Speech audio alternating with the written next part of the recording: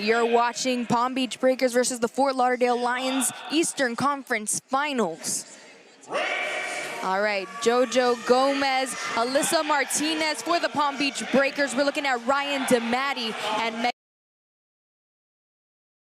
Now, these two teams are in the playoffs right now. This is the Eastern Conference Finals. Whoever wins this goes to the championship against the Southwest Florida Sharks. So this is for everything that they've been working for. We saw them compete against each other last time in Dallas, which was our last regular season match. The Fort Lauderdale Lions pulled ahead by just a hair. Palm Beach Breakers lost by just a hair. So these teams are very evenly matched. I would say the Fort Lauderdale Lions have done this match format just a bit more than the Breakers have. The Breakers are previously the losingest team in the league, and they have come back and made it all the way to the playoffs with a dominant showing. And both of these teams, I mean, you look at both sides, they are well-oiled machines. Oh my goodness, and I already have jitters about this first one because I think it's going to come down. Oh, no, look up. Yeah, so there was a pole fall, and you have to pick it up or else those reps don't count. So that was a costly mistake from the Lions, and the Palm Beach Breakers were able to pull ahead here. Yeah, so on the Lions side, Janine Nicole, she kept moving. She knocked over the pole, and so she kept going. What the rule is, if you knock over the pole, then it's your responsibility to pick up the pole and place it right back there before you can complete the reps. That's right. These are some heavy dumbbells in here, Taylor. I mean, they're swinging those above their heads. It looks hard from what they're doing. Right now, they are in those 50-pound weights, and it's just going to get heavier as they go down, but at least you get to do less reps. We're looking at Shay Newell in that second quadrant on your left for the Breakers, and that's Janine Nicole on your right for the Fort Lauderdale Lions. It's a lot of compounding of the same movements there. Your chest is coming down, you're pressing down out the floor, going to a burpee, actually double reps of the burpee with the devil's press and the burpee over the pole. So it's going to be who has the most gas in the tank. It's going to definitely come down to the last two quadrants. Definitely. It was a little fault on Shay Newell's side. It doesn't look like she was putting her chest all the way down, so definitely a tough one there. She's going to be switching out for Vita Vetterkind, but they kind of messed up that transition, leaving room for the Fort Lauderdale Lions to kind of get their lead back, and they are just about rep for rep. Briley Smith may be going just a little bit faster, shorter in stature, overall more seasoned grid athlete than Nathan Cobb is, but both of these teams, wow, are flying. I mean, I can't believe how fast both of these teams are going right now, Taylor. This is the fastest that we've seen. This partner forward has my blood boiling. It's everything that you love in a race. It's male, female, teamwork, coordination. You have to be in the right spot at any given movement, and how fast it moves. It just makes me crazy. The Lions just took advantage of a costly no rep by Vita. Vita stood up during the devil's press a little too early, so they had to redo that. So now the Lions are taking advantage of that. So let's see, as long as they keep things clean, it's going to come down to those burpees. They are rep for rep, Taylor. I can't believe what I'm watching right now. Costly fault from the Breakers. Ooh, for Vita Vetterkind. Not sure exactly what that fault was, but and the Lions are going to take that partner forward first race. Wow! Oh my gosh, I just got lightheaded on that one. Whoa! This is She gave it everything she had. Oh. Wow. The Palm Beach Breakers are going to finish within the time cap, so it looks like they will get 1 point for finishing under the time cap. Unclear if they're going to be calling a challenge flag. It looks like Matt Hornaday is pretty against it because they only have one. In case you missed it, that you only get one challenge flag. If you win, you do get it back. But we are unclear with what we're doing, what we're seeing right now on the grid as far as challenge flags go. But wow, both of these teams, I mean, dare I say, they're hungrier than the last two that we just saw. We said it at the very beginning, but there's a lot at stake for both teams. Yes. The Breakers are looking for their first ever playoff win, and in that same breath, it's going to be their first time getting to the championship as well too. The Lions is a brand new team. There's a lot of experience on that side, but a brand new team, and they're trying to see if they can get it done as a combined roster. Right, because of course they were the Orlando Aces joining with the Fort Lauderdale Lions, super team that we saw in Vegas because the hurricane stopped all the travel. So there were a lot of things that had to be done, and one of those things was combining the teams in order to still let them have a season and compete in Vegas. So when they joined together in Vegas, they were dominant. Like there was no question about it. They flew ahead in every single match that they won by a large margin. But now we're seeing them come together, and maybe it's not quite as cohesive as before, or maybe it's not even that. Maybe it's just that the level of talent across the league has just gotten so much more competitive and dominant. The level of the talent level of the league this year has grown incredibly. So the team over there with the Lions, they are definitely a more experienced team, maybe smaller on paper, but they definitely have the most experience out of all the teams there. But these athletes on all the other teams are just so incredibly talented. So it doesn't mean, so experience right now, it means something, but it's not everything.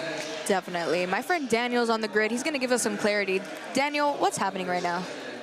It looks like Matt Hornaday of the Breakers has thrown his challenge flag. He's challenging a ruling in quadrant 3. Jasmine Simpson taking the dumbbells and dropping them before they get below the waist. So we're going to take a look at it. Once we review the footage, we're going to come back with a ruling. Cassie, back to you.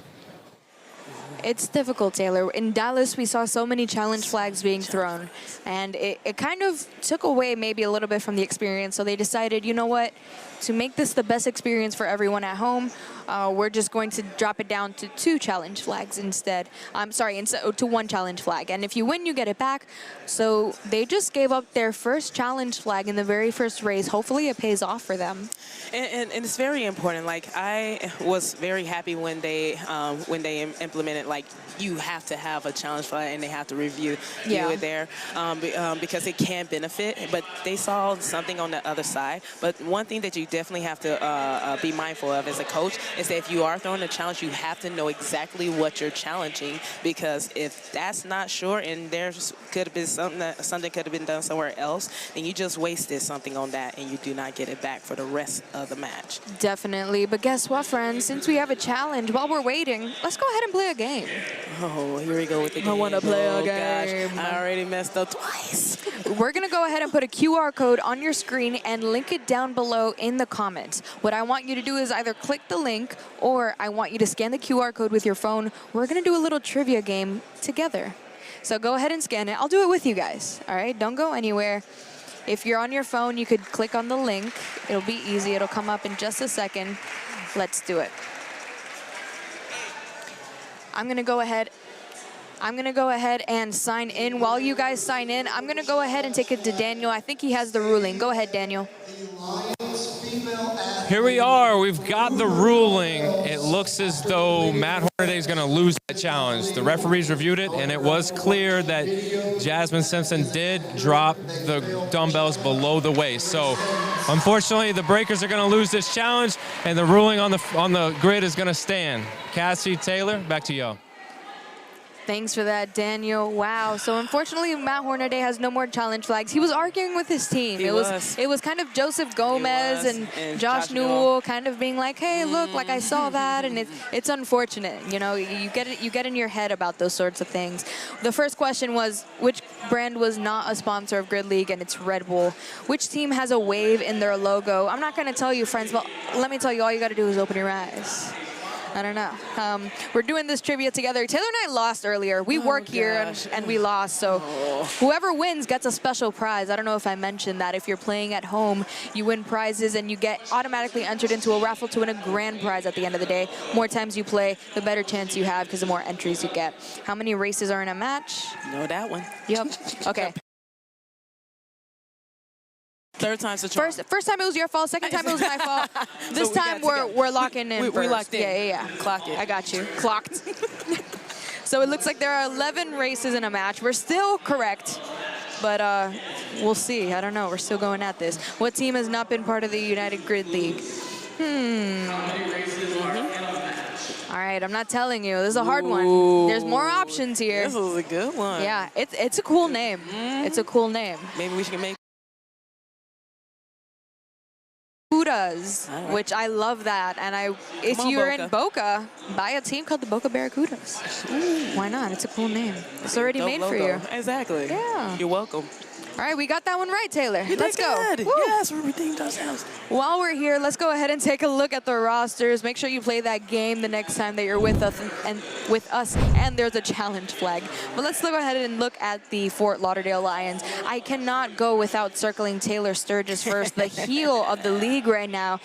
He was voted most likely to like that I want to beat in a ringer point race or something like that, right? Like, to see lose, who you want to see lose in a ringer point race. And I was like, man, Taylor Sturgis, he wants to step on people's necks. But he's overall a nice guy and a great athlete. I'm looking at Eric Cardona to be doing a lot in this Jack and Jill and any of the echo gymnastics movements. I'm also going to look at Julio Delgado because he wasn't here last time, so I think he's really important. He's going to be a difference maker for the Lions for sure. Yeah.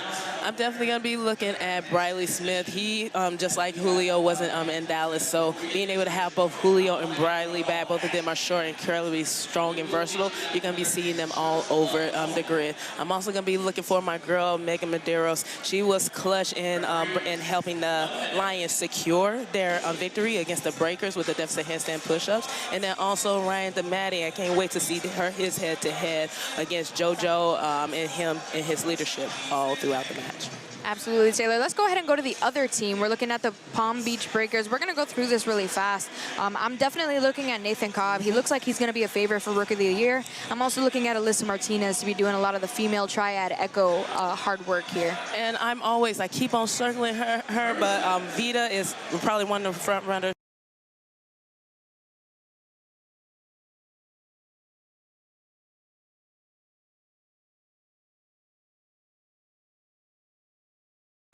And her opportunity to make it to the championship. Definitely. Let's see what we can look forward to as far as the specifics for the mirror race. It's going to be 32 hang squat cleans. The men are going to be doing 205. The women are going to be doing 140, 8 reps per quadrant. Take a look at those game faces, friends. It's going to be strength athletes going down the grid using the human racks to get them from quadrant to quadrant. If the barbell touches the ground, it does not count. So you got to make sure it does not touch the ground at any moment. We're looking at Shane Newell and Joseph Gomez on the left for the Palm Beach Breakers. On your right, you're looking at Michelle Washington and Archie Andrade for the Fort Lauderdale Lions.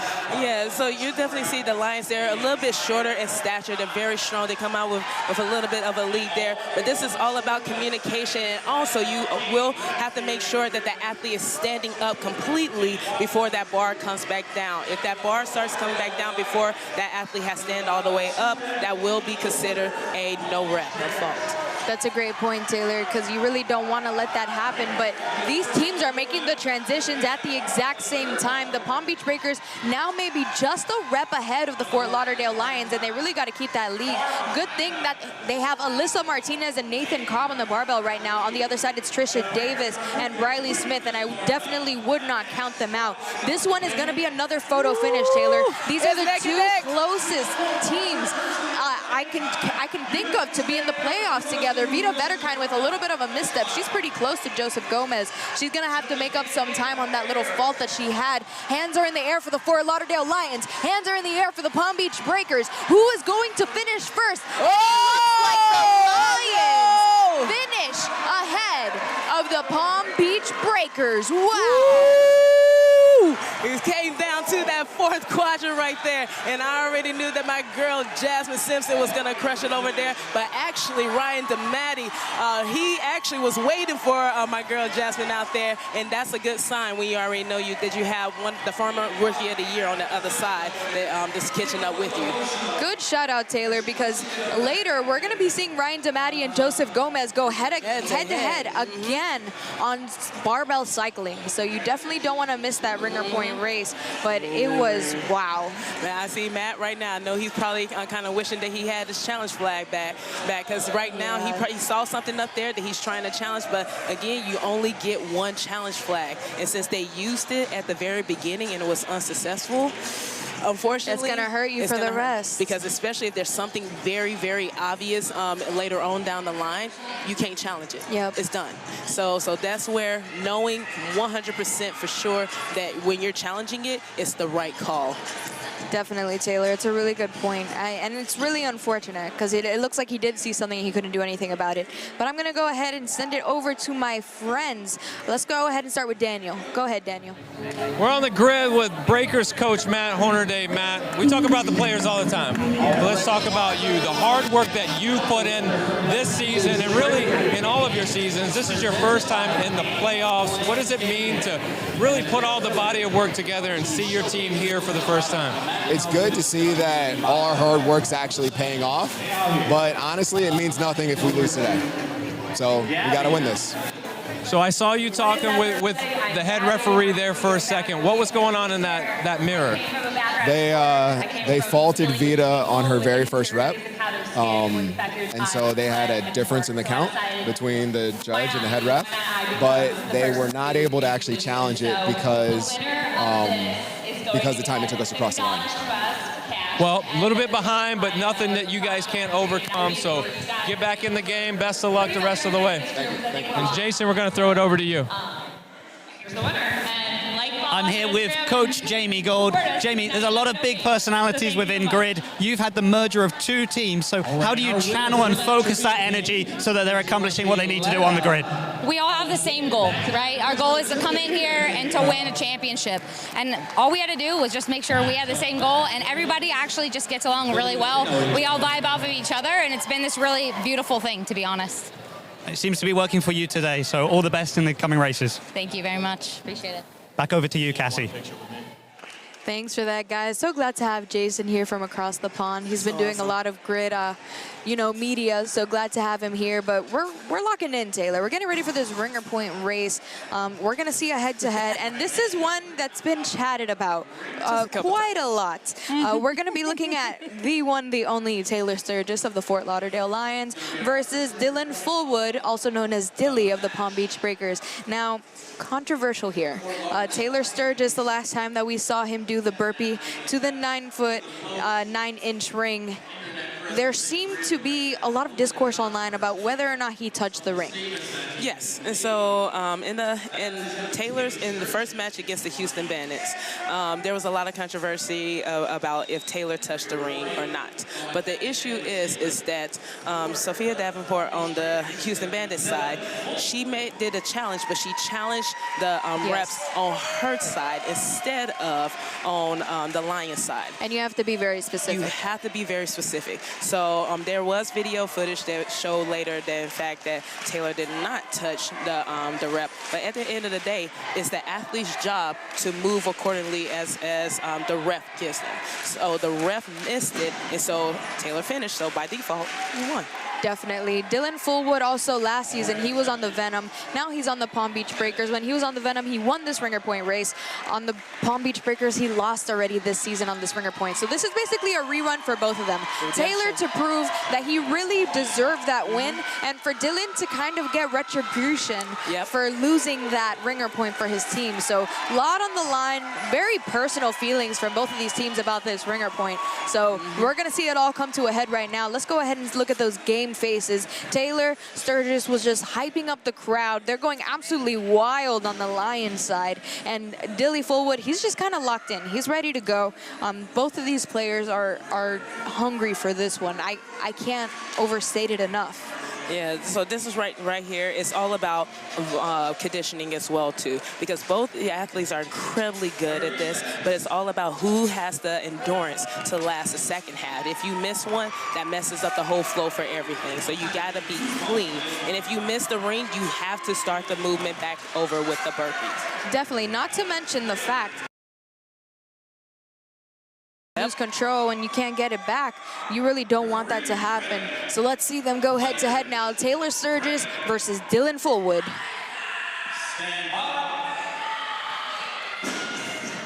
I don't know if you guys hear it, but it's actually absolutely electric in here. This is the ringer point race that everybody's been waiting to see. We're 2 in. It looks like Taylor Sturgis is missing some over there. He's swinging it. Both of them are swinging that thing.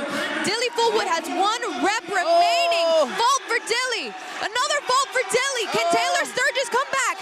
2 reps remaining for Sturgis. 1 rep remaining for Dylan Fullwood. And Dylan Fullwood is going to take the win for the ringer point race. Wow. We momentum. He knew that he couldn't get it back from that one. That's hard. Yep, and this is what we talked about as well, Tim. Like, this is what they wanted. And the breakers, they got their own little breakers chain right there. Dylan wanted this right here, but this is what Taylor wanted to smoke. He's been saying that all year long, that he wanted to smoke. So this is his opportunity to quiet the noise. But that's what's so beautiful about this sport. You got to come. Like, you can't be on social media talking. You got to come out here and prove it. That's right. Well, to his credit, he hasn't been on social media talking. He's been out here talking. He's been on social media. He's been poking the bear.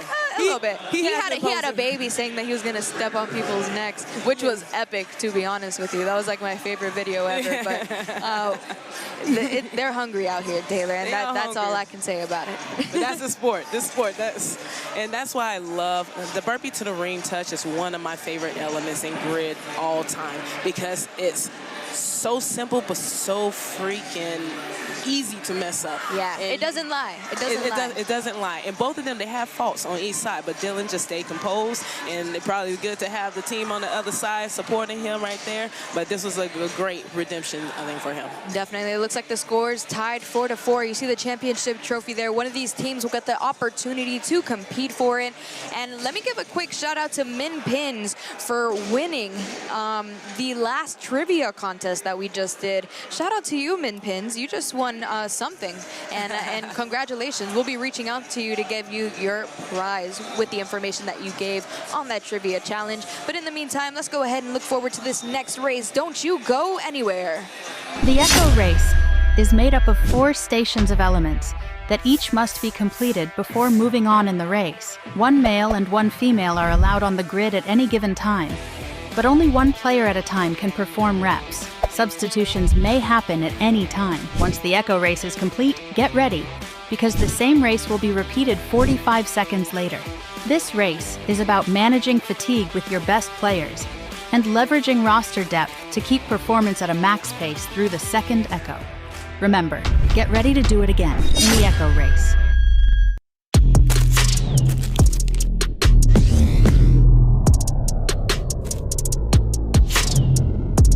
To what matters. With lightning quick speeds, equipment and installation are included with each plan. Oh, and there's no exploding bills. Visit fiber.tmobile.com/pbbreakers to find out if T-Mobile Fiber is available where you are. Go Palm Beach Breakers and go T-Mobile Fiber Home Internet. Shout out to T-Fiber. We have some representatives here in the building giving out some prizes. But let's go ahead and hear about the Echo. Because the Echoes. Yeah. It's going to be the same race twice with a 45-second transition in between. Taylor, go ahead and tell them the actual factuals. All right. They're going to start off with 12D ball over the yokes with a 100-pound ball. The men, they're going to be going over 65-inch height. And then the women are going to be going over 45 inches. Then next is going to be 10 rig complex, which is a toe to bar, then a double touch, and then a triple touch, followed by 8 toes to ring back to uprises, and then 10 barbell complex at 175 pounds. The men are going to be performing 1 clean plus 2 thrusters, and the women are going to be performing 1 clean plus 2 shoulder to overhead. That's right, Taylor. This Echo, we saw it earlier. It's one of the hardest ones. It's also one of the most fun to watch. It is. It's a lot going on, especially with the rig complex in the middle. So before in the last match, we saw that the D-ball over the yoke definitely played to the Sharks' advantage. Let's see if that's going to be the same thing for these two teams. Absolutely. It's really hard to come back and strategize once you kind of lose an Echo, just because there's not a whole lot of time to strategize. That's the 45-second rule in between. So let's see how these teams fare against each other. A little bit of everything, a little bit of strength, a little bit of gymnastics. It's going to be about those transitions like we saw last time. Yeah, definitely. And they got Nathan Cobb, which is definitely a little bit taller. He, I think, is the front runner for Rookie of the Year this year. And then you actually have former MVP Ryan DeMatti that started. He's a little shorter, but he still made light work of that ball right now. So you see that the breakers are using a guy to do all of them, but you have Alyssa ready to probably do a few reps there. The Lions are definitely shuffling in and out with just the man that they're going to be using. Yeah, wow, that was a lot for Nathan Cobb to do on his own. Alyssa Martinez just doing the last one. Let Cody Schaefer come in for the Palm Beach Breakers. It looks like they were just a bit ahead. The Lions switching in and out, but it looks like both of them utilized just a bunch of men to do that sandbag. And they're on to that one. It's going to be those 6 triple touches. Sorry, the toe to bar to double touch, the triple touch. So it's a toe to bar, a toe to chest to bar, a toe to chest to bar to muscle up. If you mess up any part of that, you have to start all over, and it's a tongue twister.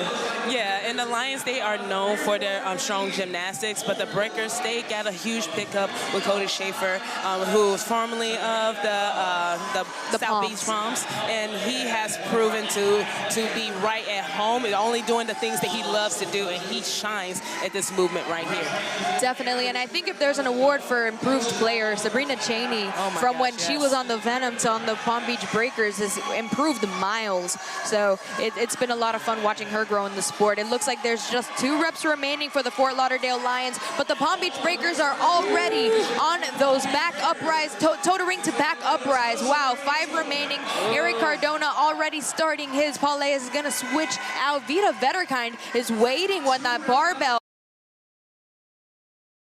what she has to do on it, and they're going to start those first. Eric Cardona with 2 reps remaining. Jasmine Simpson on the right side of your screen is ready to do hers, but Vita Vetterkind, I mean, she's in talks to be strength specialist of the year, to be MVP, to be all of these things, and her name is definitely in those conversations. Yeah, and I was speaking with Matt Hornaday, and he was up there talking about it's going to come down to that middle portion, but he felt as if his team could hang with the Lions in that middle portion, he trusts his barbell specialists more so than the Lions, and so they already got a great lead on the Lions, so you see them putting in work now.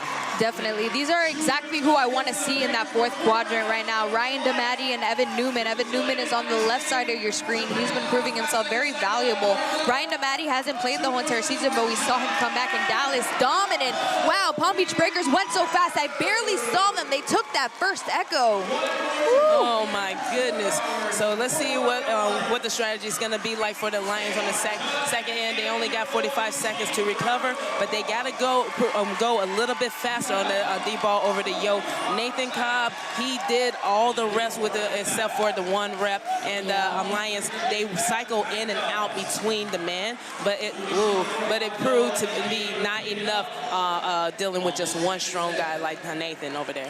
Definitely. That was definitely a fun one. There's only 45 seconds of transition time, Taylor, so not enough time to change a strategy if needed. Not really, you know, not enough to make a measurable amount of difference without maybe a little bit of confusion. It looks like the Palm Beach Breakers had this strategy all roped up, though. Andrew Dodd is going to come in. He's a big dude. He has that belt on. Maybe he's going to do exactly what Nathan Cobb just did, but let's go ahead and take it into that split screen. I want to see those game faces right now so you can see how intense this echo match is. Marcos Medina is going to be coming out for the Fort Lauderdale Lions, right side of your screen. Andrew Dodd on the left, and it looks like they're going to do the same thing. Men doing as many as they can, and it looks like Paula Leyes is going to be waiting at the gymnastics rig. They're just going to be sending in a bunch of men and having the men do all of the work. Alyssa Martinez is doing a little bit more than she did before with Andrew Dodd, but it's not the same strategy we saw. We see both of these teams changing it up. Yeah, and I'm up here looking at the Lions, and they're cycling out all their men here and there, but they got to be mindful to make sure that they're dropping the ball right over so they don't have to work as hard.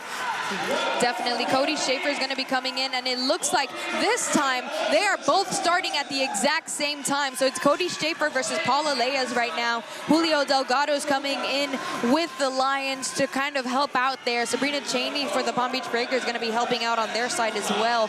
All of these players on the grid, there's no doubt that they can finish this complex from beginning to end. Oh my goodness, this is such a technical complex, and this rig is shaky, and if you miss it, just that chest, miss it, then you have to start back at the beginning. And I'm just seeing Julio is up here staying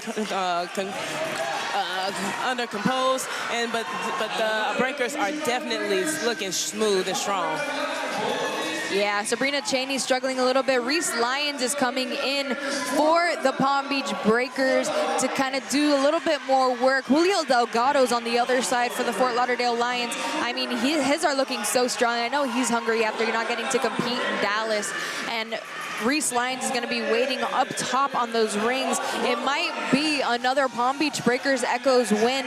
Reese Lyons is going to go ahead and start first. Paula Leyes is finishing up her last rep. It's a long complex. It takes a lot of time to complete, but Eric Cardona is getting ready to do his as well. Yeah, and I just saw that Paula Leyes just got another costly fault over there, and when you have a costly fault like that on that end, it just opens up so much room for opportunity for the other team. And the Breakers, they have such strong women over there, and if you're able to have somebody that can cycle out the reps, especially with that shoulder to overhead movement, that's a huge advantage. Definitely. Alyssa Martinez is looking a little bit fatigued. Joseph Gomez is going to come in. Remember, the men are doing 2 thrusters. The women are doing 2 shoulder to overheads, both of them starting with a complete clean. Trisha Davis and Marcos Medina are doing the work for the Fort Lauderdale Lions. The Lions are kind of slinging this a little bit easier than the Breakers are, I would say, as far as the females go, but the Breakers still have a solid lead. They're about 2 reps ahead here. Yeah, just like with the red complex, this barbell movement is such a long complex that unless if you do fault, then you have to start back over again. But this is such an easier one to kind of finish and just take your time. But we see the Breakers, they have plenty of time and they just crossed over first. Yeah, it looks like it's a double Echo win for the Palm Beach Breakers. I don't think they're big Echo competition, you know? They don't usually win those Echoes too easily, but it looks like they had control over it from the very beginning to the very end. Their strategies are looking a lot stronger than we've seen in the past. I mean, they got into the playoffs and they said, we are not giving this up. Yeah, we said at the end, at the beginning, that it's all about the team that has the most heart. And we saw it with the Lions back in Dallas where they were hit over the head just a little bit with the first half not going their way, but they turned it on in the second half. The Lions is definitely a more experienced team, and we've seen the Breakers come out strong at the beginning. So let's see what happens on after the ladder. Absolutely, and we have some breaking news. There's a flag on the floor, Taylor. Woo. And it is a challenge flag. Our second challenge flag. A lot of fun. You know what that means when we have a challenge flag. We're going to do a little game. Daniel is getting all the information that we need right now for us to understand what the challenge is, but we're going to play a game in just a second and get that QR code up for you so that we can play. Do you want to play again, Taylor? We won now. Good. I feel good. We I'm won. up now. We won. So now we feel a little bit better. Exactly. So go ahead and join us in scanning this QR code that's on your screen really quick. I'm going to click scan. Who cares if we're 1 for 2? Yeah, exactly. It's the second half. I need a win. Exactly. We have about 30 seconds until we start the trivia. Make sure you join now. You can also go into the comments and click on the link so that you can do that. But let's get some more information from my friend Daniel. Make sure you're clicking that link to play with us. Daniel, what is happening with that challenge right now? All right, it looks like we got a couple challenges. One, we got a ref review challenge. The refs are going to review bent arms over here from the hang, going from that toes to bar complex. And then the second is a challenge flag thrown by Jamie Gold of the Lions. She's challenging one of the reps that one of her players completed on the rings, the toes going to the ring. So 2 challenges going on. We're going to review them, and we're going to get back to you with the results. Cassie? And we're back. Thank you for that, Daniel. I didn't understand what the challenge was, but now it looks like there's 2. We're playing a trivia game in the meantime. Oh, Taylor, I got it wrong. So it adds a point to the winner of the race, a bonus flag. That's what a bonus flag does, adds a point to the winner of the race. I didn't read all the questions because I was trying to listen to Daniel. That's what I get for being respectful. I should have just locked into my game. Let's see what the next question is. How many players are allowed on the grid during Jack and Jill? Right? I know the answer. I hope you do. This one I know for sure. And the answer is 1 male, 1 female. That's why it's called Jack and Jill, like the storybook. Aren't they the ones that with the witch with the candy house or the candy house? That's Hansel and Gretel. It's okay. I don't know they what went up the hill. They went up the hill. I should read Jack and Jill. I should buy that book. How many races are in a match? We did this one earlier, so make sure you remember. I thought that was Jack and Jill this whole time. That is Hansel and Gretel. Mm-hmm. Yeah, you're right. Jack and Jill fetched a pail of water. For what? for something. They went up there for something. They were, I guess they were thirsty. I don't know. Oh, interesting. But I just know they we went learn up the something hill. new every day. How many races are in a match? The answer is 11. How many teams are there in the 2025 season? Count them. Dun, dun, dun, dun, dun, dun, dun. 8 teams. There's 8 teams in the 2025 season. Maybe next year we'll have 10 teams. Who knows? We're in the works. We got the New York Wolves here today, actually. They're looking in the wings. They're having a lot of fun watching Grid for the first time. Sam Crivet is watching Grid for the first time. Jen Powers and Lexi Wolfert, owner and coach, respectively, of the New York Wolves, are having a great time just being a part of the community and having a lot of fun. So I'm glad they're here. Scoping out the competition for next year. They sure are, no doubt about it. There's some wolves. There's you know, wolves. they're gonna feast on the I seen a the couple of their, leftovers. I seen a couple of their athletes already. I was like, ooh. Ooh, I haven't seen any. I know a couple of them names. I was like, these teams better. They're gonna be rookies, but I know they ain't rookies. Yeah. But we're still waiting on the referee ruling for this. Daniel is keeping a close eye on it to give us all the information when he does have that. In the meantime, where are you from? I love doing this. Where from? I am from Miami, and you are? From Jersey City, New Jersey. Wow. And we are having so much fun here in Kissimmee Civic Center. This is Orlando, or the Orlando area? Is that what you call it? I don't know. It's in the middle of. It's close to Disney World. It's close to Disney. It's in between Orlando and Tampa. So Orlampa. We're gonna call this Orlampa. Orlampa, I like it. So go ahead and comment down below where you're from. Jason is from across the pond. This is his first time in America, Taylor. So and excited he's to see here him. just to watch Grid and be with everybody. He's leaving tomorrow. He just got here. That is crazy. Yes, I know.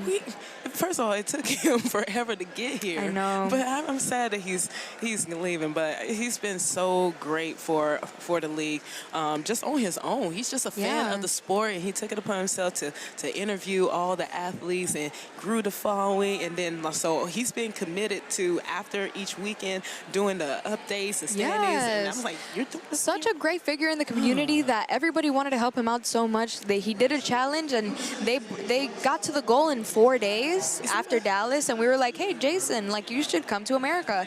He did a fundraiser, and he got the funds. So easy. Yeah, shout out to our Grid community. I'm sure there's players at home watching who didn't make it into the playoffs. Hello to you guys. Hope you're watching as well. But looks like Daniel has some more information from us. Daniel, give it to me.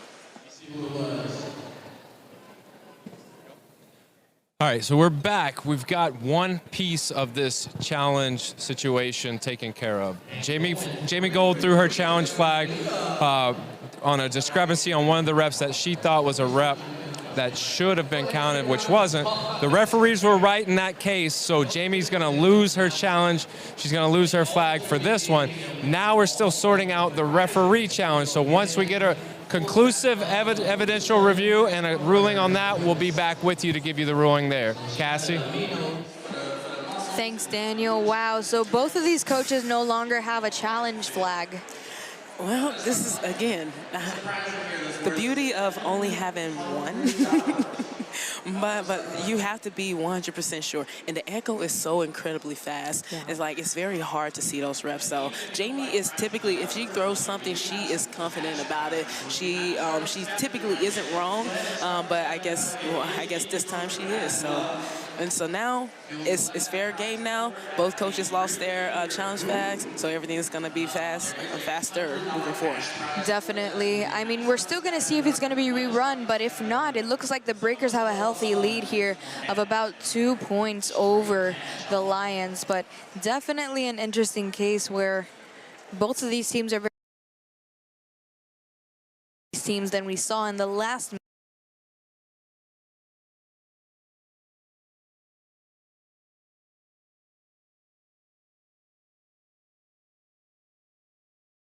Both of them have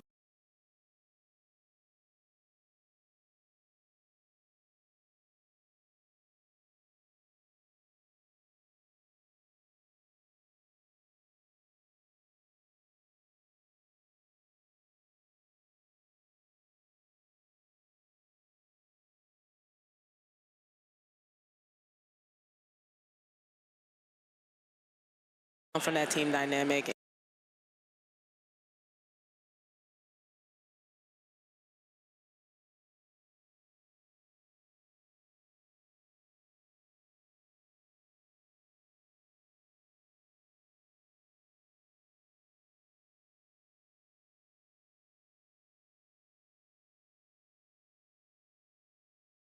The mat, like mat square. Yes.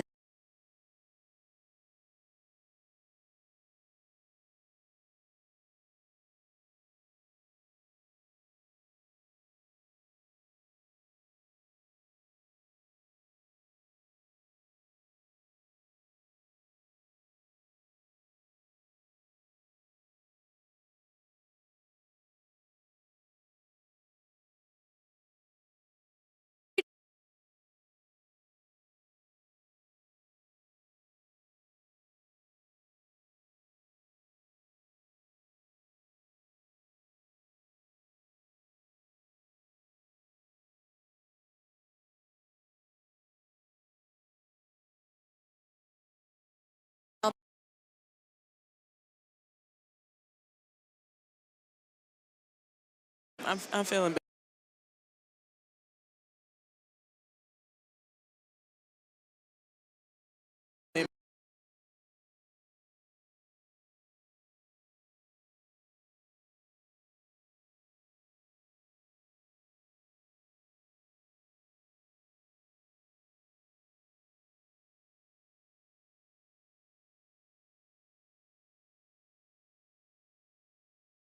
Things in to get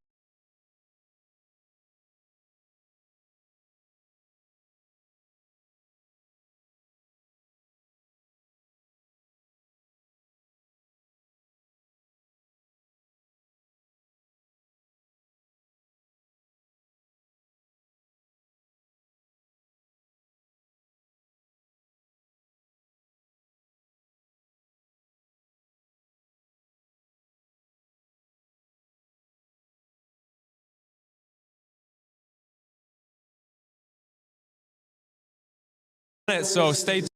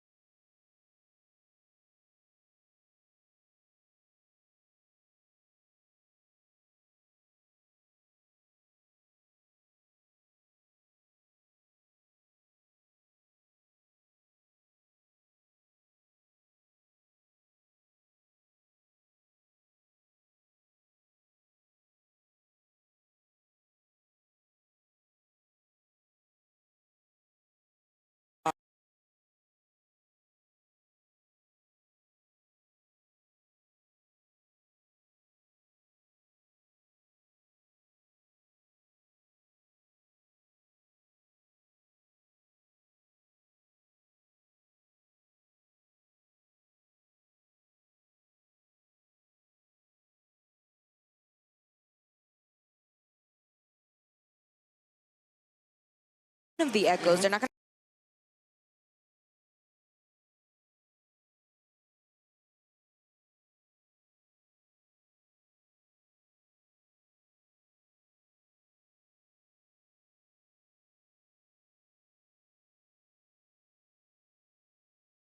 Blazer either.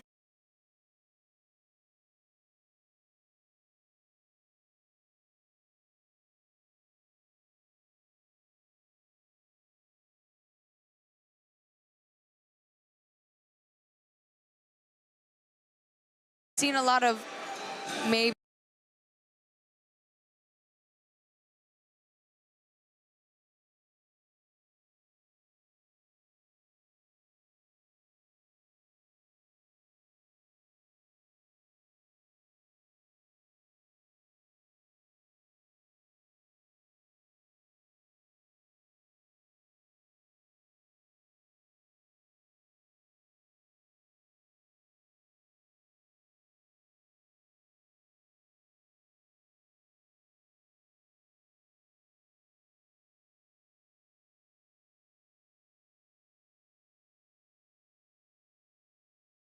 side.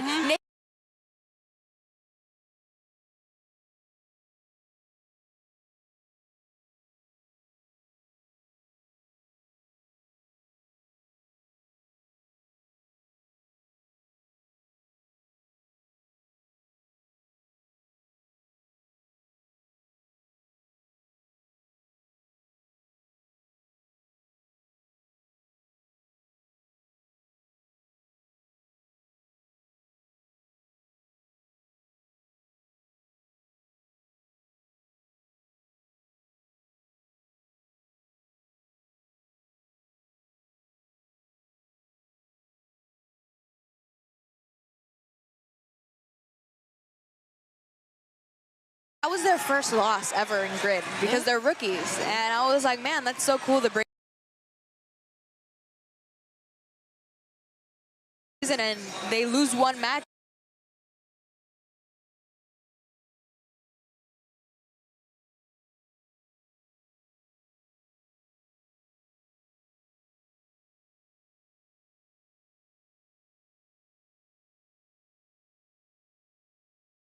As you learn a lot.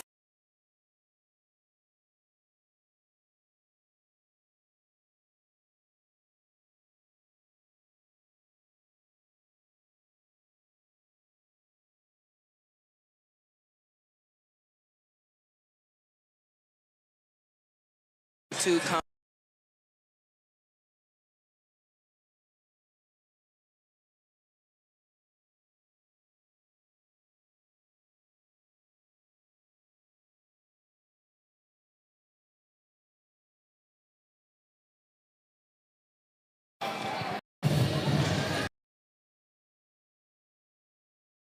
Breakers, Dylan, you gave the people what they wanted. They want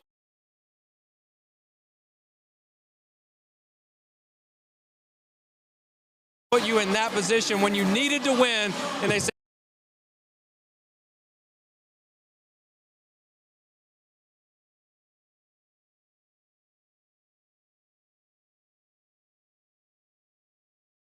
but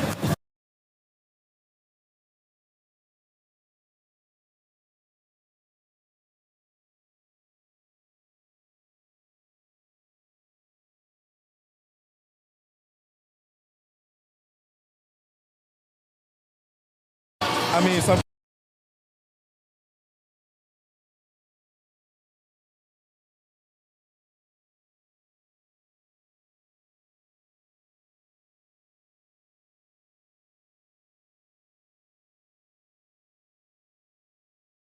back going. The momentum is there, so we'll see what happens.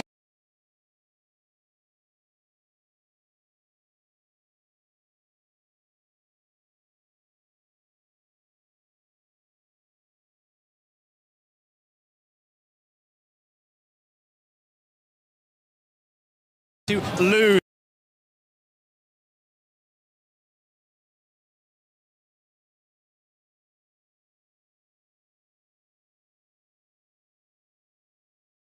How y'all doing at the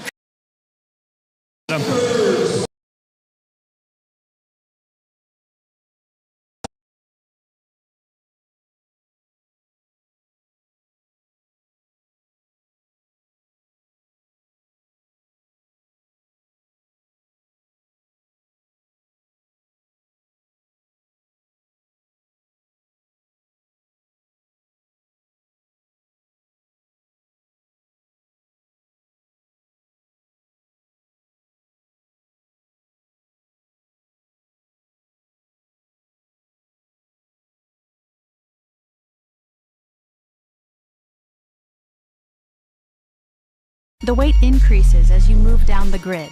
Teams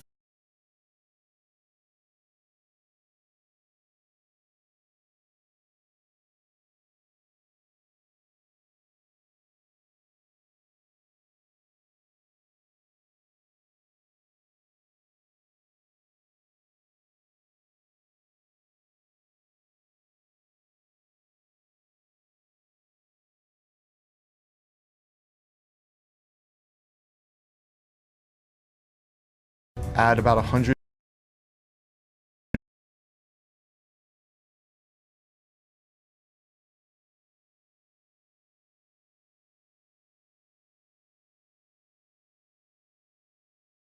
and it just makes it simple and makes it really easy.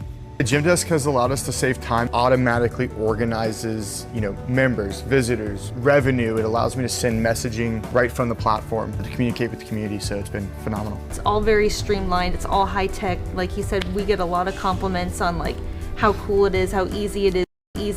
To serve.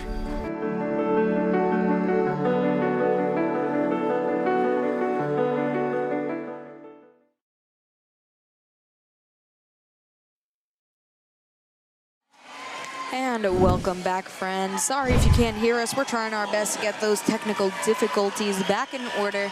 Now we're getting ready for the ladder race. Taylor, go ahead and tell them what they can expect. All right, it's one of my favorite ladders. It's the snatch plus hang snatch. The men's weight is going to increase 175, 195, 215, 235. The women's weight is going to increase 105, 125, 140, and 155. That's right, and they are off. Shane Newell is going to be up for the Palm Beach Breakers first, and she is good in that second quadrant. It looks like Archie Andrade opted to go into the the first and then the second quadrant on time. Yeah, and so each team is going to send out their fastest athlete there, but this is a very complex movement where you have to hit one snatch plus a hang snatch, and if you miss any of the movement there, then you cannot do it again. Definitely, and it's one of my favorite ones. Oh, look at Archie finishing off strong. No showboating this time. He got straight off. Yeah, and especially like he had a little bit of trouble in the third quadrant, but then he did a really good job at taking his time and just settling himself up and just waiting for him to be balanced. Definitely. One of my favorite people to watch on the ladders is Josh Newell. I love how he just muscle snatches all the time. Muscle hang. Yes, crazy. Megan Medeiros, can she hit? Medeiros, wow, she is amazing this season. Alyssa Hoffman, one of the Fab Five rookies over here for the Palm Beach Breakers, doing some work. Marcos Medina, seasoned veteran on the right side of your screen. These athletes are looking good, and Megan Medeiros, this is her first time completing that fourth bar in that ladder right there. So that is a great sign for her, so stoked for her. Yeah, it's definitely a fun time that we're having here. Marcos Medina is clearing that third bar, and they are crushing over here. Can she hit that fourth? Oh, Alyssa Hoffman's gonna walk off the grid. She's taking a little bit long on this side of the quadrant, so I don't know who's kind of ahead here. Archie Andrade having a little bit of trouble, but he was able to finish on that last one. Evan Newman on that second quadrant. Evan Newman is someone that I like to watch in the ladders for a different reason, just because his movements are a lot prettier as well. Yeah. It's not even gonna say that he's an underrated athlete right there, but he came down at the end of did the thrusters for the breakers at the end. He almost caught Marcos Medina at the end. He is such a very versatile and strong athlete. Definitely. That's a ladder clear from Michelle Washington over there on the Lions side. Very easy fourth ladder clear. Same for Evan Newman on the Palm Beach Breakers. We're looking at Alyssa Martinez on the Palm Beach Breakers. And of course, 2023 Strength Specialist of the Year, Ryan DeMatti. MVP, Ryan DeMatti, excuse me. As a rookie. As a rookie, yeah, that was awesome on that championship Orlando Aces team. He missed that third bar, but he's going to hit this fourth one. Ooh. Never see that happen. Great job. Other side, we're looking at Jasmine Simpson. Jasmine Simpson, overall, Exactly. She is such a strong athlete, but she's also a world champion cheerleader as well too. And so probably one of the fastest athletes on her hands as well too. So being able to have that gymnastics and strength background is huge, but she just missed that fourth bar. I didn't know that about her. What a fun fact. Yeah. Here's Rookie of the Year candidate Nathan Cobb. Can he do it? Oh, that's a fault for Nathan. He's going to walk off the grid, but you really got to get off the grid as quickly as you can, even if you're missing. You got to let that next person come in, especially when that next person is Vita Vetterkine. Exactly. Hello. She is focused. Yeah, she's in talks to be all kinds of accolades for this season. She is crushing. It looks like Briley Smith on the right-hand side of your screen for the Fort Lauderdale Lions. Hard snatch, but can he control himself for that hang? Oh, and that's a fault for Briley Smith. A lot of faults here today, Taylor. I can't tell you who's ahead. We have that beta testing here. It looks like the Fort Lauderdale Lions count it up for sure. You know what I mean? I think this is going to come down to who got the most athletes across, because I'm looking at the end and you see Trish Davis on the Lions side still not getting in. So this is why it's very important about, even if you have athletes that could do 1 through 4, is that important to hit that first bar? Probably not, because that first bar isn't going to be as important as getting somebody like Trish Davis in that you know they can hit that 3rd and 4th quadrant right there. So you're going to sacrifice 1 point instead of potentially getting 7 points. So I don't know how many athletes each team got in, but there was a lot of faults on both sides. So I think it's going to be a very tight race. Who are having a lot of trouble in even the 3rd and 4th quadrants. Yeah. And it's one thing for the 4th quadrant, but the 3rd. The unofficial score is being, well, the official score is being counted, but the unofficial score on the board, since we don't know who won yet, is going to be 8 for the Breakers, 6 for the Lions, until we count that up and see who won this one. Oh, but Daniel has some information from us. Daniel, tell me who won that ladder. All right, we got the ladder results, and it's a big one. The Lions are going to steal that bonus flag that was thrown. They're going to take it 56-49. Lions pick up a big, much-needed race victory here in the ladder. Cassie? Whoa. Wow, Lions win. I didn't know that the Breakers threw the bonus flag. The Breakers threw the bonus flag. Yes. Oof. Whoa. That is costly for them. Did not know that. I think they haven't lost a ladder this season. I could be mistaken. And I think this is the first a ladder that the Lions has won. Wow. So, whoa. The tides are turning. The tides are turning, which it is a good choice to throw that flag out there, but also that that snatch and hang slash complex is a big one. Oh my gosh, all right, that's huge. That's huge for them, and so it brings it a lot closer. But I'm excited about this ringer point. Definitely. This ringer point is going to be crazy. Let's hear it from Daniel on the grid with Billy Shelton. Daniel? We're here with Billy Shelton of the Breakers. Billy, we've seen you on social media, winning competitions, doing all the things that you do, the reason why the Breakers went and got you. When we talk about the reason that you signed with the Breakers, is this meeting the expectation? You ringer race. Obviously, the Lions are looking for some ringer redemption. What have you done to prepare mentally to take on this race? A lot of long hours, a lot of tough sessions by yourself, doing the work, and then all your teammates are going to do the same. So I'm going to go out there. I'm going to focus on everything that I got, not even looking at what that guy's doing. All that matters is me going out and executing my job. So for those watching at home, what's going to be the deciding factor on something this quick? Get to the bar, get set up, and how fast can you cycle that bar? That's not about getting the lift, it's about getting it back down and then being set again. So. Awesome. Well, we're looking forward to seeing it. Back to you, Cassie. Thanks for that, Jason. Well said from Ryan DiMattia. Yeah. That really is going to be the difference maker, huh? You would know. You've done this ringer point before. Because it's a snatch. If you can't tell, the snatch is my favorite element, and this is my favorite ringer point. And I'm actually sad that they're doing a ringer. What is it? A ringer tournament now, and I'm not able to be a part of it. But this is going to be exciting because Jojo is undefeated, and Ryan DiMattia, this is his first time doing this, but they're both same height, so it's going to be very exciting. Definitely. It looks like the Lions just found out they won the crowd, but gonna be crazy. Joseph Gomez of the Palm Beach Breakers, we see him right here on our screen, versus Ryan DiMattia on the other side for the Fort Lauderdale Lions. Now, both of these players are kind of the strength guys on their team, so to speak. When it comes to barbell movements, at least, especially for a ringer point race, this is exactly who we want to send out. Joseph Gomez, a bit of a heel in the league, a bit of a quote-unquote villain, you know? I hate to put him in that spot, but that's just kind of what himself in that spot. He wants to be in that spot. It's just kind of who he's become over the years and through this sport. And I would say Ryan DiMattia is definitely a baby face. He's a crowd favorite, very overall nice guy. Southern hospitality, there we go. I love that. So to see them go against each other, I mean, it's almost like, you know, a classic good versus evil, like give and take. A lot of feelings from both sides of the grid, from fans, spectators, people on. I think this is I'm excited to see the tale of two dogs, because both of the team has been put in this position, and Jojo is again undefeated. This is Ryan's first time doing this, but both of them are dogs and leaders for their team. So I think whoever gets, Ryan's right, whoever gets to the bar first and can snatch it up, Jojo's really good for just gripping and ripping. Yep. So Ryan has to do a better job of just grabbing it and just trusting his legs and keeping that chest up and going. Definitely, it's hard. You know, like Ryan DeMatti is a little bit shorter, so he has that advantage, but Joseph Gomez is just a big guy and able to just like grip and rip, as you said. So this is the one to watch.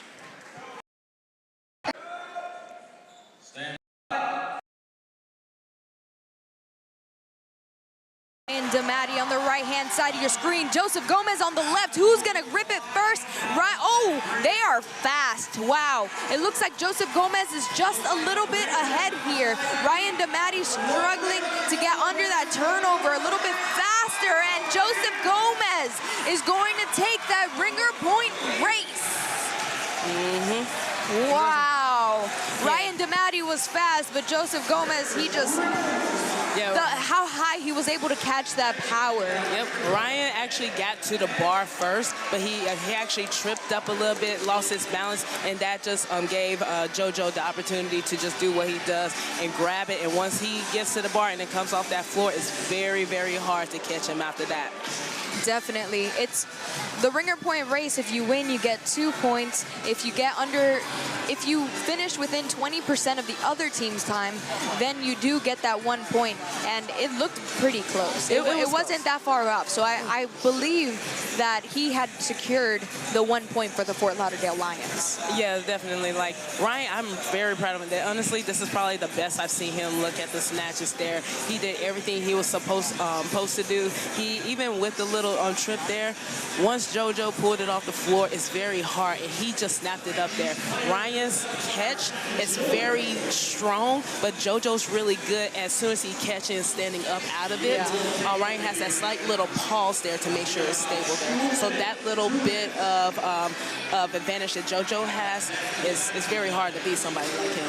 Yeah, I was interested in seeing how this one went. That to you. We're going to go ahead and the next race. We saw the strength. Fair. You're going to learn about Jack and Jill features 3 stations of high-level bodyweight-based elements that increase in difficulty moving down the grid. 1 male and 1 female are allowed on the grid at any given time, and only 1 player can be working at a time. The team can only move on to the next station when the previous station is complete. This race is the simplest when it comes to rules, but the most reliant on player skill and speed, as the hyper-specialists often make the difference in the race. Remember, let the bodyweight ninjas fly in the Jack and Jill race.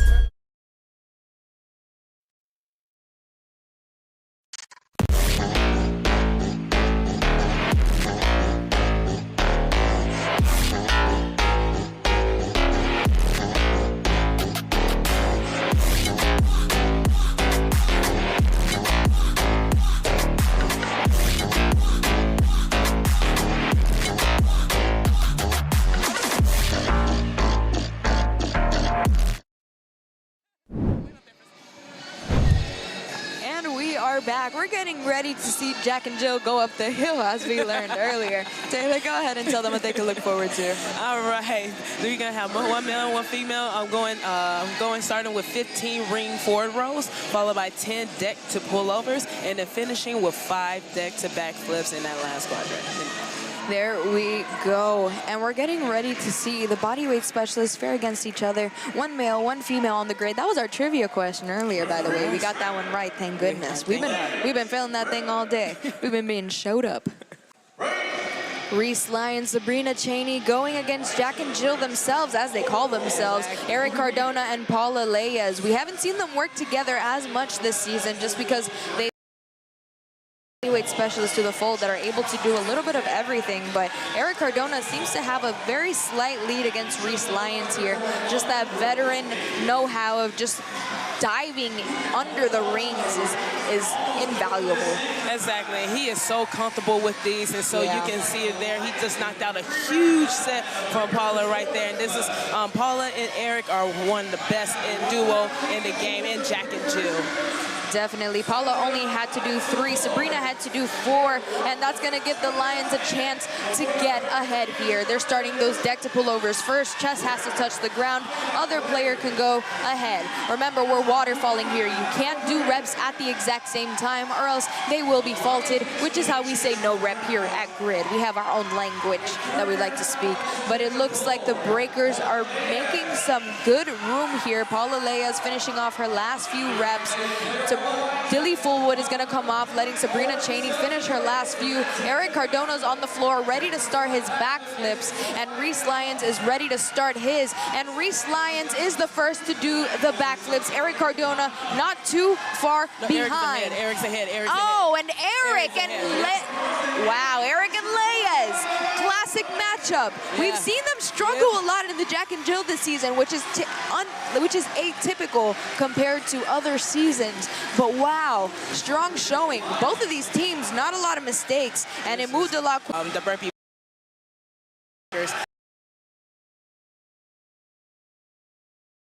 a lot faster, and then it gave it to Julio for the deck to pullovers. And then Paula was the only lone girl the entire time, and she did her job. She did the 3 deck to pullovers, which allowed enough time for Eric to come out and be Spider-Man.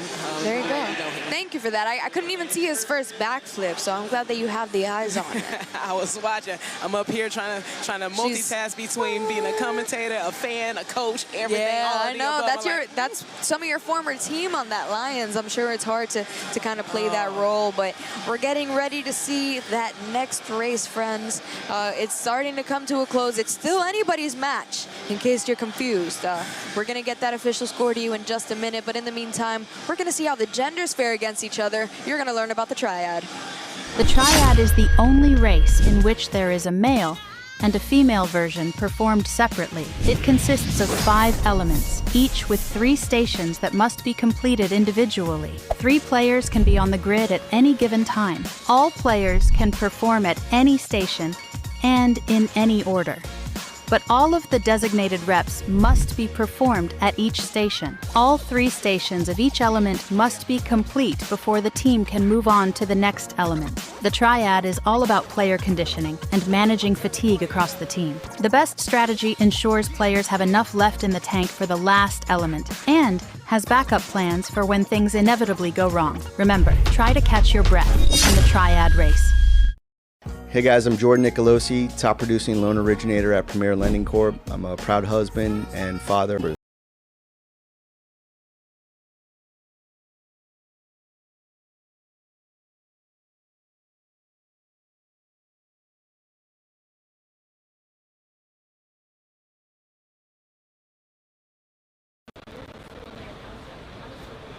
How long have you been competing in Grid? This is my rookie season. Yeah? Yeah. You excited? I'm nervous. Figuring out how Grid works. Grid's a little different than CrossFit comps. So it's been little things like getting used to like, hey, don't drop the bar on your last rep because you have to pass it off to somebody, like stuff like that. I think it's little things like that that I'm most nervous about. All right, you guys ready? We'll be outside, outside.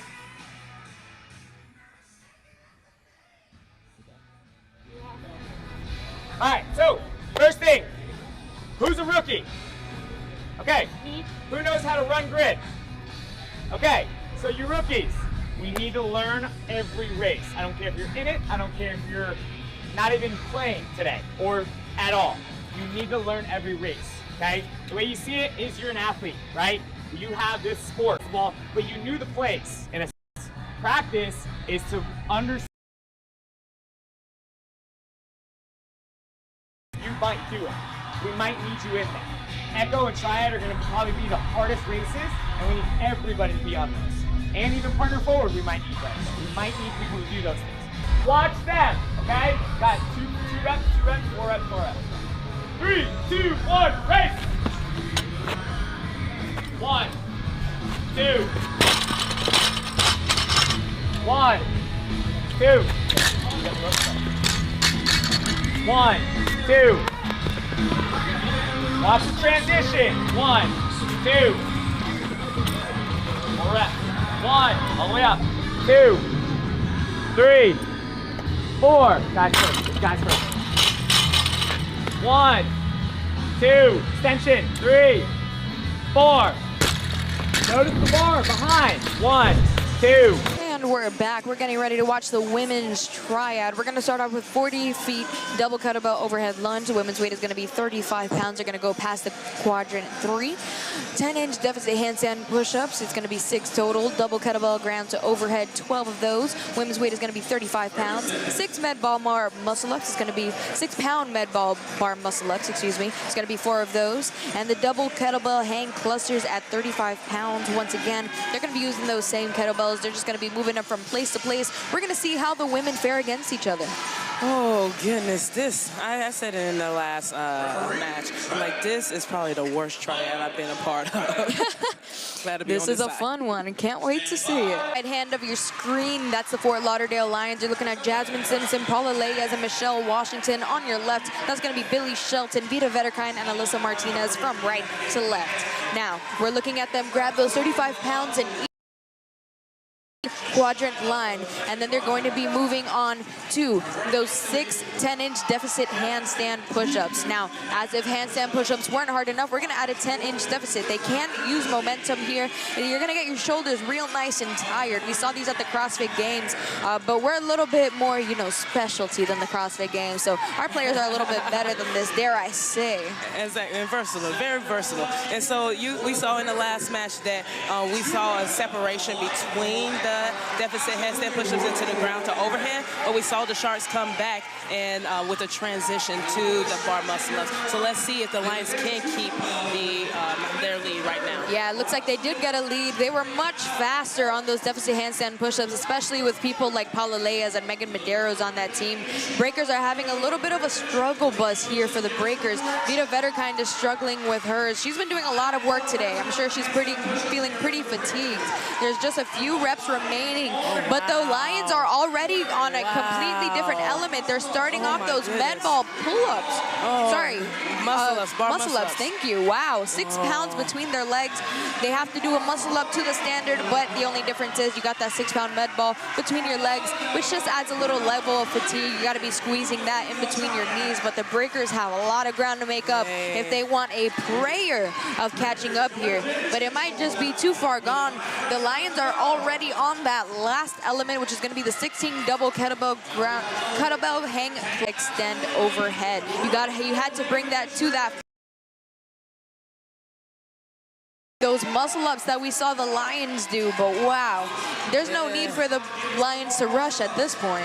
No, they just need to just take their time and make sure that each rep is good because they got this in the bag as long as, again, anything catastrophic doesn't happen right now. But we saw a huge breakdown with the breakers and the deficit handstand push-ups. If there was something wrong that happened there, neither team has a challenge flag in order to challenge. So the breakers just needs to figure out, just stay calm and collected and just finish this race.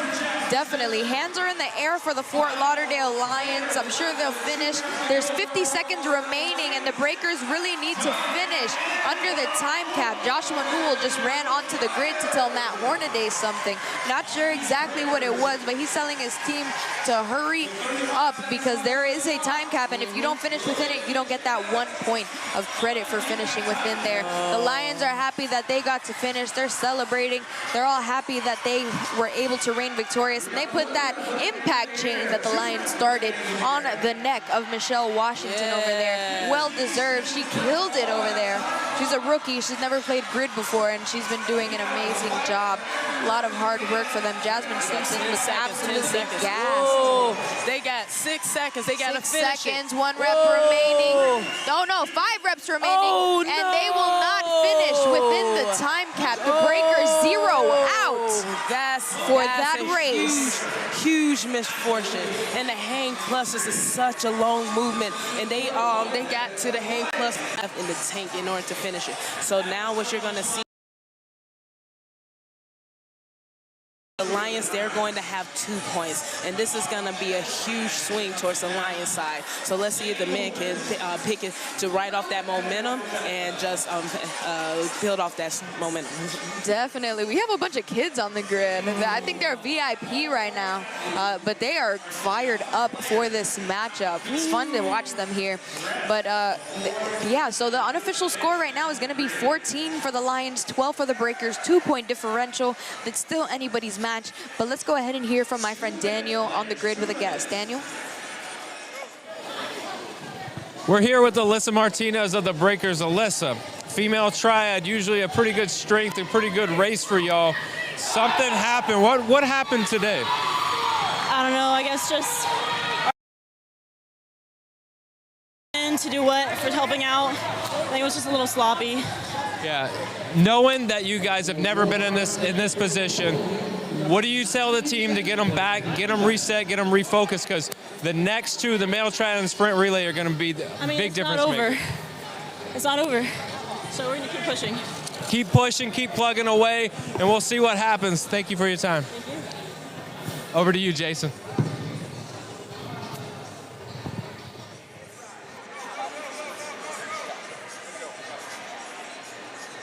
Important victory. So I'm here with Jasmine Simpson. Jasmine, you were rookie of the year last year. You're back for a second season. How's it changed? The difference this season is injuries. My body is not as strong as it might. That was such an important victory for you.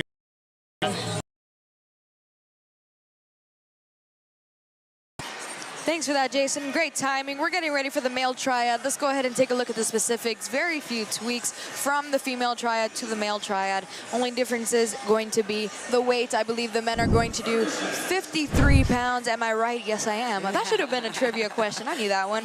And the med bar muscle ups is going to be 6 instead of 4. The 53-pound kettlebell is going to be the one on the grid for the entire time. But let's go ahead and look at those game faces. We saw the women, how they fared against each other. Now we're going to go and see how the men fare against each other. This is critical for the Breakers. If they really want a chance to take this home, they're really going to have to take this one. Stand by. All right, from right to left, on the right-hand side of your screen, Briley Smith, Taylor Sturgis, Ryan Damati. On the left-hand side, Nathan Cobb, Andrew Dodd, and Dylan Fullwood from the Palm Beach Breakers. Both of these teams are fighting tooth and nail to be a part of the championship, because that's what's on the line here. This is a playoff match. Whoever wins this goes against the Shark in the championship, and they are the team to beat. So this is really, you got to make a name for yourself here. It's still anybody's match, and they're definitely hungry, especially these men here, and you can see it from the way that they're moving. Yeah, and I've been saying this all matches, that this is, well, all season, that this is a 2-game sport right here. We already saw the first game with the first, between the partner forward to the ladder. This is the second half. And I made mention of the Lions being very experienced and definitely having the endurance and stamina to close things out. Breakers, they're here, and they have the talent, and they have so much finish up strong and have a little bit of redemption for their women. Yeah, definitely. It's been a tough fight for both of these teams. It looks like the Lions have a slight lead, but the Breakers are not going to let that slide. Josh Newell's muscle-ups. I mean, what a guy. It's like he muscles everything. What an anomaly. He's an amazing athlete. So all of these teams, neck and neck. It looks like the Lions have a slight lead here. They walked those kettlebells to the 4th quadrant beforehand. Nathan Cobb finishing off his last rep, and Andrew Dodd and Evan Newman are going to go ahead and start those. The Lions are already in. The Breakers have to go in double time here. They can't just do it CrossFit style and get through it. They have to go as quickly as possible. I'm out there looking at Nathan Cobb. Of course, all our eyes are on him. He's been doing a lot of work for this team. Yeah, definitely. It's moving a little bit slower than what we have seen him, and that shows a little bit sign of just fatigue right there. But the Lions on the other side, they brought in their shortest men out there, and so they are moving a lot faster. And so as long as there's nothing catastrophic there, they should be able to take this. But both of they are all riding that line. Yeah, there we go. We're looking at one last rep for the Fort Lauderdale Lions. Taylor Sturgis, one more rep remaining. 2 reps remaining for the Breakers. And Taylor Sturgis and the Lions are going to take the male triad. Ouch, that one hurt me. Ooh, and I'm looking at the bodies on the end, and this is exactly what I was going to happen. I mean, this is the last one. Going to be the specialist versus specialist. Breakers are going to finish within the time cap, but can they come back? We're going to have to do the math and see if the math can math and if they could come back from this, because I don't know if they can. We're getting ready for this last race of this playoff match, the sprint relay. Don't go anywhere. We'll be right back. The sprint relay is the final race of every match and is worth an extra point for the race win. It is a relay race with 1 player allowed on the grid at a time and 8 elements to perform. Any player can perform on any element, and substitutions can happen at any time, except when a player performs. The player must run back to the start line, perform a 4-point touch behind the start line, and sprint through to the finish line, permanently leaving the race. The next player may enter once the previous one has crossed the finish line. The only exception is the distance element that ends at the finish line with no sprint back required. The catch is, 4 men and 4 women must finish the 8 elements. The sprint relay is a great balance of strategy to decide which players in what order are the best combination, along with clean and well-executed elements by the players, to lead to the best race outcome for the team. Remember, 4 men and 4 women must finish the 8 elements in the sprint relay.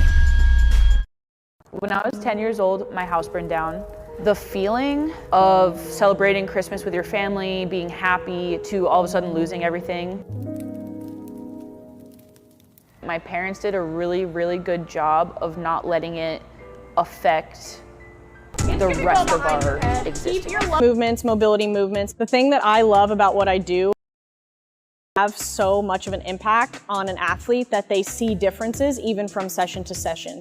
So seeing them start to come to me with some sort of pain that's limiting them from what they're able to do, and then making so much progress, and I see them able to lift the weights that they weren't able to lift and do the skills that they weren't able to do, really, really hits home for me. And it's a testament to what the work that my patients put in, but also the things that we're doing are the right thing.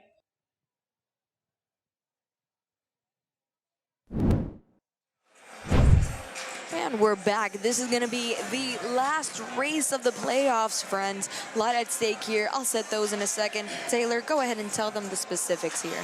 All right, to cap things off, we're going to start off with 6 D-ball over the yoke at the 45-inch height with a 150-pound ball. Then we have 2 short rope climbs to 8 feet, well, to 15 feet, then going right into 4 toe to ring, the back up rise. Then the D-ball carry with 150-pound ball from quadrant 3 back to the start, then all the way to the finish. Then we're going to go to 9 deck to pistols over 6-inch pole, fall into 9 kettlebell squat snatches at 53 pounds, then 6 snatches at 200 pounds. Then with the same bar, we have 2 clean and jerks. Thank you for that, Taylor. Let's go ahead and take it to our friends on the grid for one last round of interviews during the playoffs. Go ahead, Daniel. We are here with Jojo Gomez of the Breakers. Jojo, we've talked many times. You're a Breaker now. Different all that, just looking at the season as a whole. It's the family aspect that we have here. You know, everyone came together, even from different backgrounds. We got people from Alabama, Colorado, Pennsylvania, Florida, from everywhere, and we all came in and meshed like we've all lived in the same house forever. So the big question everybody wants to know, a Breaker this year, Breaker next year? Maybe not as a player. Oh ho ho! little breaking news maybe. We'll see. I think they might could convince you. They'll show you that ringer point video that you crushed in. But Jojo, I appreciate the time. Can I make a quick shout out to somebody? I promise him I'll do this. Andres Montenegro, the original ninja of the grid. He played with me with the Freaks. I owe him this because he told me that he asked it for him. And Tandy, who's played with me for the past like 4 or 5 years in the Grid League. He was with me with the Freaks and Venom. Those two guys, those guys, I gotta give them a shout out because they've been through it with me forever. Absolutely. Well, I appreciate the time, Jojo. Jason, over to you. I'm here with Darren Lasso. Darren, this is your 9th year on the grid. We've got less than 30 seconds. How have you changed in 9 years, and how has grid changed? I think I've definitely grown as a person with the past 9 years, athlete as well as a person, become more humble. As a team, I think the dynamic here in grid has been elevating more and more every year, and I couldn't be more grateful. Excellent. Back to you, Cassie. Thank you for making that short and quick. Let's go ahead and take a look at those game faces on the grid. There's only one way for the Palm Beach Breakers to take a gridlock chance, to take this into gridlock. That's if the Lions don't finish this sprint relay. But if the Lions even just finish this sprint relay under the time cap, they will be going to the championships against the Sharks. So there's a lot on the line here for both of these teams. You're looking at Briley Smith, both of them going fast. That's going to be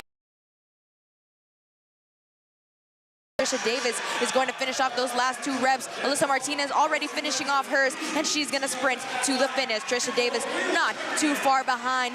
Dylan Fullwood is going to come up and hit those rope climbs for the Breakers. He's got that first rep under his belt. Darren Lasso not too far behind, just finishing his. Now, both of these teams are very skilled. Dylan Fullwood was able to make up some time for his team.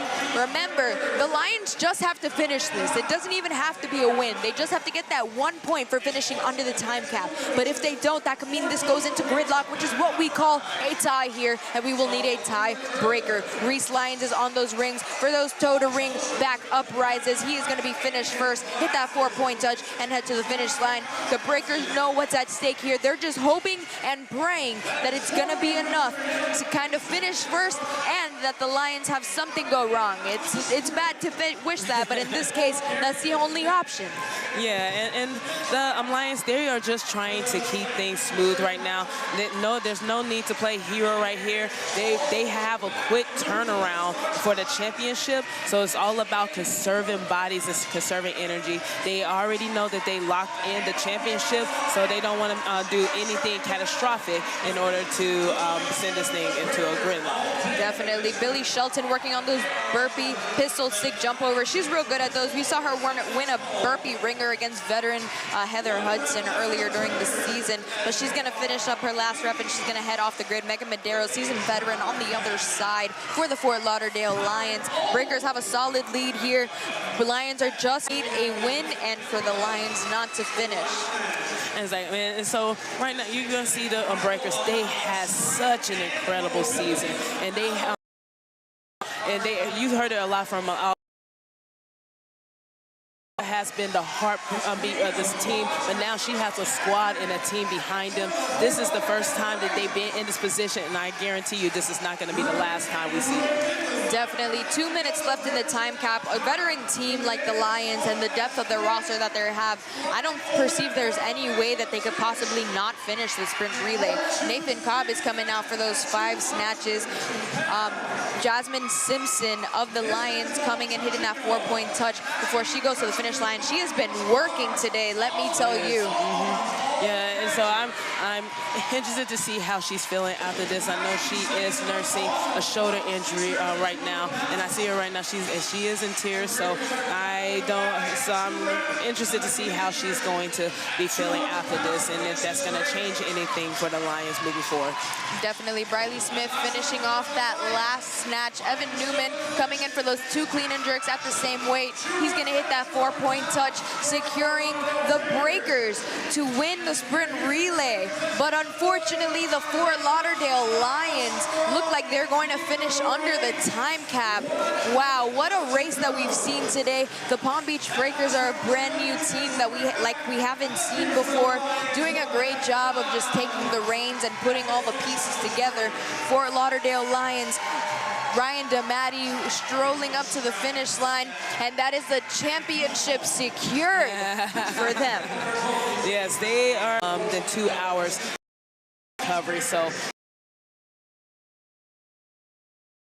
a very intense match. So how they recover from this is going to be vital. So they got to take care of their bodies, fuel up. Right now, the Sharks have had a lot of time to rest and recover. So I'm excited about the championship. I am too. It's been a fun time here. This was an amazing team, amazing matchup on both of these sides. The Palm Beach Breakers with an amazing season, going from one of the losingest to having a very competitive season. Very impressive. The Fort Lauderdale Lions coming together. They've gotten better and better every time. They started off the season very shaky. They found their way to kind of come together under Jamie Gold and of course under your mentorship as well, having played for you. Terry Howard being there, who is a former assistant coach for you as well. And it's just amazing to see the turnaround that they've had and improving as a team throughout the season. And they've been battle tested. The first couple of matches, they're not easy. They definitely weren't walk in the park. Yeah. But they're not easy. They definitely weren't walk in the park. Yeah. But originally, they definitely got battle tested in Dallas. So I think they needed, especially going up against the Breakers in Dallas, they needed to be pushed a little bit more to show the real grit of this team, and they got that 2 times in a row. But now they got a bigger test ahead of them with a very deep Sharks team that hasn't been on that side before. That's right. The Lions, between the Lions and the Aces, they know what it feels like to be a championship team. They've already crossed that border. So now it's up to the Sharks. They haven't tasted that. So they are hungry to go out there and get the job done. Definitely, well said. Well, we have something exciting coming up for you. We have a Ringer Point Richard. Just make sure you like, subscribe, turn on your notifications so you know that when we go live, you're gonna watch something fun. Are pretty darn cool. And you'll see that. Martinez. And I'm Stallings. We'll see you in a little bit.